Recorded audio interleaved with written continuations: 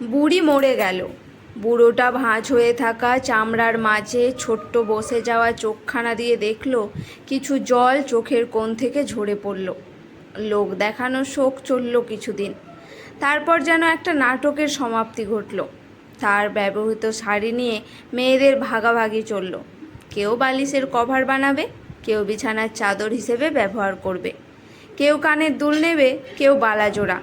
যার যার নিজের সংসারে যেন একটা বোঝা নেমে গেল। বুড়ো একা বসে বসে দেখে তাদের কাণ্ড কারখানা। মনের বাজারে স্মৃতির দর কষাকষি করতে করতে সেটাও এক সময় বিক্রি হয়ে যায় মস্তিষ্কের কোনো এক ফাঁক ফোকরে। যে যার কাজে ব্যস্ত হয়ে যায়। বুড়ো একা হয়ে পড়ে, হাতের লাঠিখানায় ভর করে এদিক সেদিক পায়চারি করে। সেদিন ছোট নাতনি এসে বলে গেল, দাদু দাদু, তুমি মরে গেলে কিন্তু এই লাঠিখানা আমার, আমিই খেলবো। এদিক থেকে বৌমা দৌড়ে আসে, দাঁড়া, তোকে আজ মেরে ফেলবো।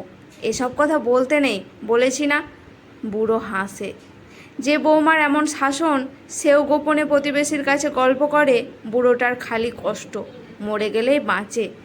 সেদিন নাতি তার বন্ধুদের নিয়ে তার ছোট ঘরে আড্ডা দিচ্ছে আর বলছে, দাদুর অবস্থাও বেশি ভালো না, কিছুদিনের মধ্যে উইকেট পড়ে যেতে পারে, তখন ওই ঘর আমার, তখন জমিয়ে আড্ডা হবে। বুড়ো শুধু আকাশের দিকে তাকিয়ে দীর্ঘশ্বাস ছাড়ে। দুই ছেলের মাঝে তো প্রায় দিন ঝগড়া লেগেই থাকে, বুড়ো কার কাছে কদিন খাবে এ নিয়ে। বুড়োটা আজ কারো বাবা নয়, আজ কারো শ্বশুর নয়, কারো দাদুও নয়, সে শুধু একাই বোঝা।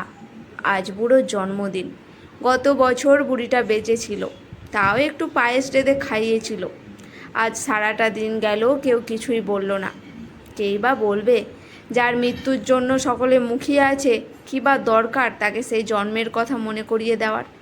অথচ কিছুদিন আগে কত লোক খাইয়ে নাতনির জন্মদিন পালন করা হলো। বুড়োর হিসেবটা জমা পড়ে আছে, কারণ তার মৃত্যুর পরেও তো অনেক মানুষকে খাওয়াতে হবে।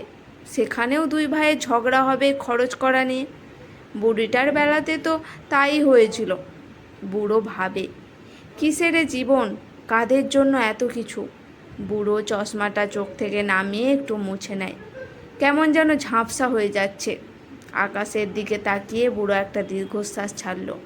মনে মনে এটাই বলল, পৃথিবীর সমগ্র বাবা যেন বাবা হয়েই বাঁচে, বোঝা হয়ে নয়। নিজেকে শক্ত করে গড়ে নিন। এই স্বার্থপর দুনিয়াতে খারাপ পরিস্থিতিতে তোমার পাশে কেউ থাকবে না।